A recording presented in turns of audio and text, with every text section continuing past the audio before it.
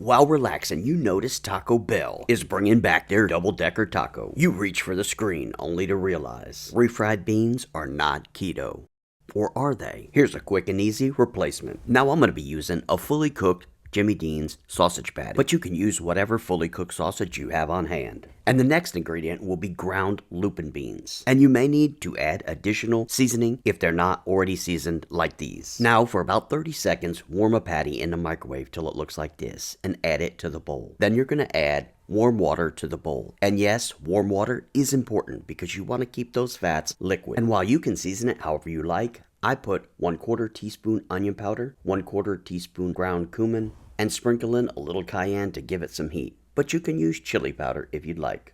Now as you see here, I grabbed the wrong bowl, so I'm going to go ahead and transfer this into a larger bowl so I don't make a mess. Now I'm only going to be using half of this package, which is 3.5 ounces.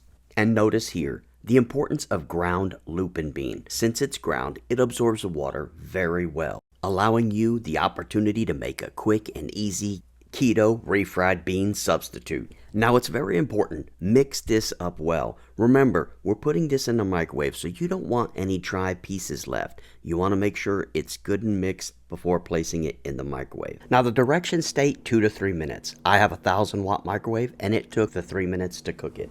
Now while it cooks, here's a sneak peek at my new last keto flour tortilla. Now after cooling for a minute, I take my immersion blender, but try not to make a mess like I did. And yes, you can use a regular food processor, but I find a stick blender makes mincemeat out of that patty perfectly. Go ahead and continue mixing it until it is fully mixed. Next, you're going to add water. And the amount of water you add will depend on the consistency that you want your refried beans to be in, or for the recipe they will be used in. And now let me finish editing my new flour last keto tortilla. Look at the flexibility on this, guys. This tortilla is a game changer. And while its flexibility is unmatched, it's still bread-like and delicious. Thanks so much for watching, and as always, I will see you in the next video.